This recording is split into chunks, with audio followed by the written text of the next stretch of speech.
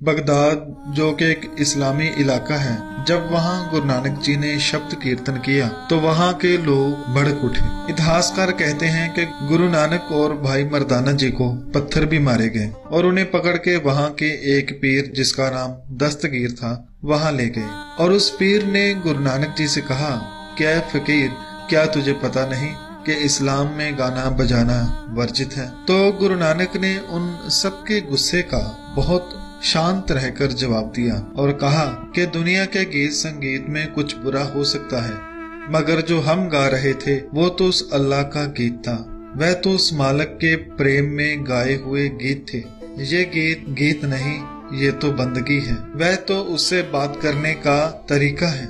मुझे उस मालिक से इश्क है और मैं अपने महबूब को ऐसे ही याद करता हूँ। वह पीर जिसका नाम दस्तगीर था वह भी बहुत पहुंचा हुआ था और बहुत दिनों से ऐसे ही महापुरुष की तलाश में था जो उसके सवालों के जवाब दे सके और जिसका रोम रोम अल्लाह की बंदगी में डूबा हो। और उस पीर को लगा कि ये फकीर यकीनन वही महापुरुष है जिसकी मुझे बरसों से तलाश थी। उसे अपना पीर मुर्शिद मानने से पहले वह ये जान लेना चाहता था कि कहीं मैं कोई गलती तो नहीं कर रहा। तो उसने गुरु नानक से अपने मन में दबे 3 सवाल पूछे जो उसने पहले भी कई पीर पैगंबरों से पूछे थे, मगर उसके मन की तसल्ली न हुई थी। तो उसने गुरु नानक जी से कहा कि ऐ फकीर, मैं तुम्हारी बात की कदर करता हूँ और इन सब की तरफ से मैं माफी भी मांगता हूँ, मगर मैं तो तभी आपको एक सच्चा फकीर मानूंगा अगर आप मेरे 3 सवालों के जवाब दें।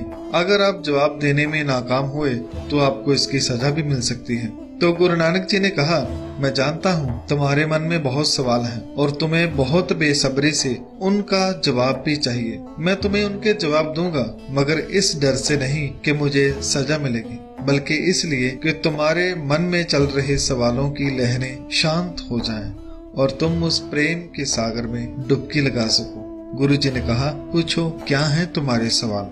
तो पीर दस्तगीर ने कहा कि मेरा पहला सवाल है कि उस परमात्मा परमेश्वर अल्लाह से पहले कौन था? दूसरा सवाल कि अगर वो है तो वो रहता कहाँ है उसका स्थान?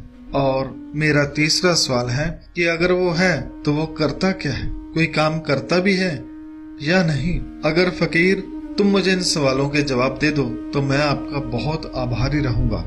गुरुजी ने कहा कि आपके सवाल इतने कीमती हैं जितने आपके पास पड़े हुए ये मोती। मेरा जवाब इन मोतियों में छिपा है। सब लोग वहाँ देखने लगे।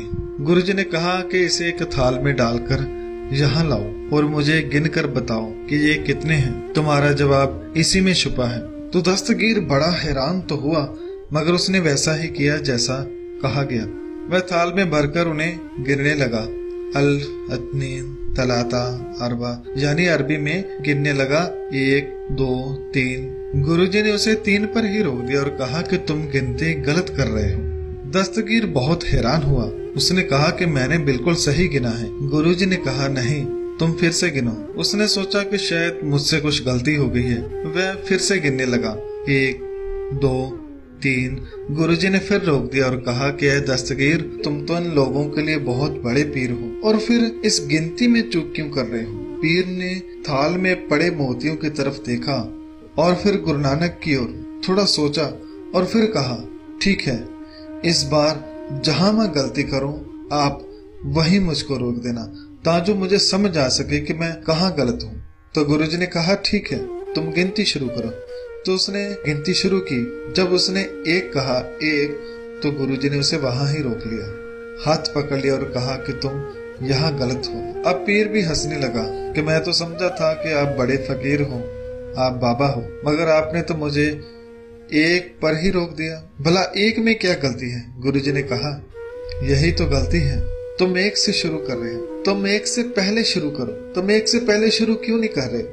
तो पीर ने कहा कि 1 से पहले तो कुछ नहीं है, सब 1 से ही शुरू होता है। गुरु नानक जी ने कहा, यही तुम्हारे पहले सवाल का जवाब है।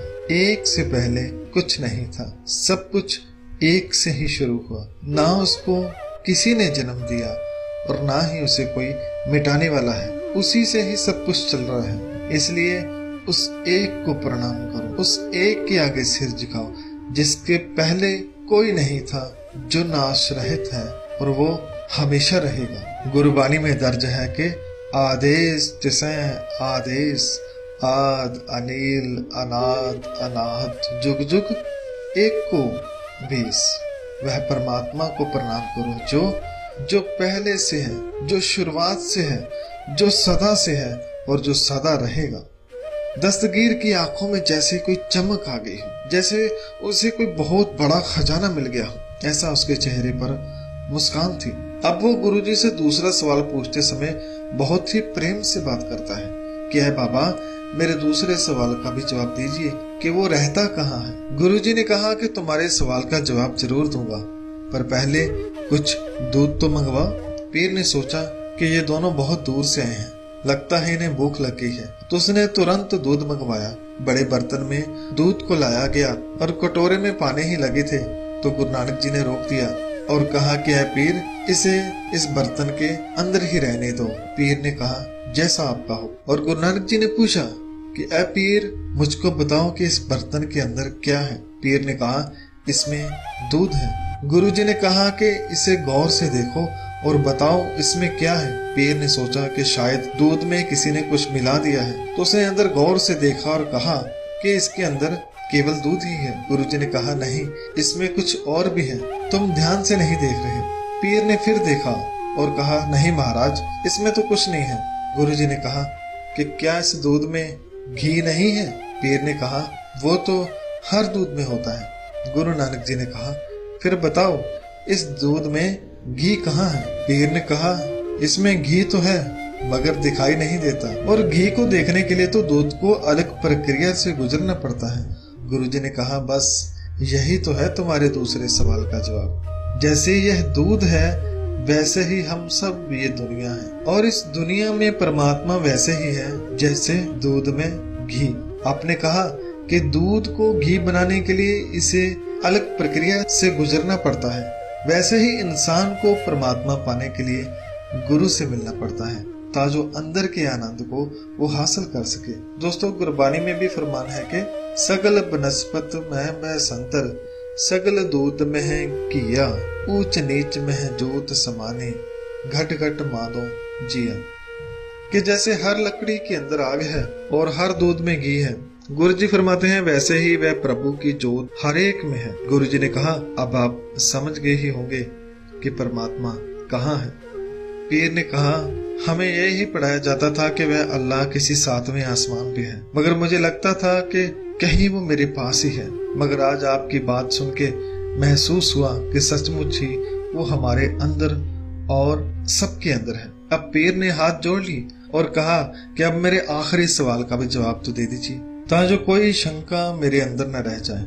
और मेरा सवाल था कि वह परमात्मा करता क्या है। गुरुजी ने कहा इसके लिए तुम्हें मेरी जगह पर और मुझे तुम्हारी जगह पर जाना पड़ेगा, ताकि तुम्हें सवाल के जवाब की अच्छी तरह समझ आ सके।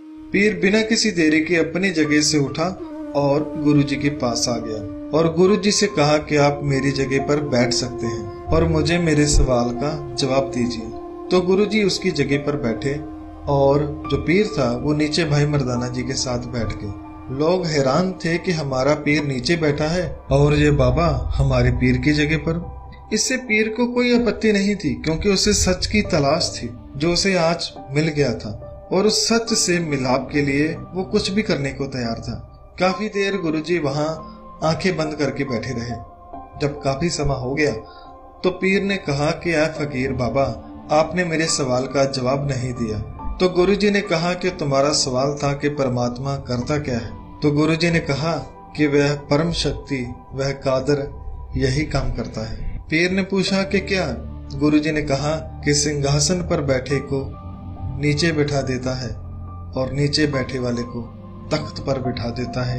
यही करना उस परमात्मा का काम है। जैसे गुरबानी में फरमान है कि छिन में है राव, रंग को करिए, राव रंग कर डारे, रीते परे परे सखनावे, यह ताके व्यवहार है। ये उस परमात्मा का व्यवहार है। वो परमात्मा एक क्षण में कंगाल को राजा बना देता है और राजे को कंगाल। वह चाहे तो खाली बर्तनों को भर देता है और भरे हुए को खाली वह चाहे तो मूर्ख को पंडित बना देता है और चाहे तो पंडित को मूर्ख। ये परमात्मा जिसने ये सारे संसार पैदा किया है सब उसके हुक्म के अंदर ही है। अब दस्तगीर को अपने तीनों सवालों के जवाब मिल गए थे। गुरुजी ने कहा कि परमात्मा जिसने ये सारा संसार पैदा किया है ये सब संसार उसके हुक्म के अंदर ही है और जो उसके हुक्म को जान लेता है वह ही आनंद में रहता है। और दोस्तों ये छोटी सी जात बगदाद में अभी भी बनी हुई है और यहाँ पर गुरुजी बैठे थे। अभी भी वह सिंहासन वहाँ मौजूद है और वहाँ पर अरबी में गुरु नानक जी को हजरत बाबा नानक कहकर संबोधन किया गया है। दोस्तों गुरु नानक पहले भी हर सवाल का जवाब देते थे और आज भी मेरे मन में कई सवाल उठते हैं और मेरे हर सवाल का जवाब गुरु महाराज गुरबानी में देते हैं। ऐसा कोई मन का सवाल नहीं जिसका मुझे जवाब नहीं मिला। आप सब भी गुरबानी को पढ़ा कर आपको आपके हर सवाल का जवाब इसमें मिलेगा। केवल जवाब ही नहीं, मन की शांति, मन का सुकून, परम आनंद इसमें मिलेगा। सो वीडियो बनाते समय बहुत सारी गलतियां हो गई होंगी, उसके लिए मैं क्षमा चाहता हूँ। धन्यवाद। वाहिगुरु जी का खालसा, वाहिगुरु जी की फतेह।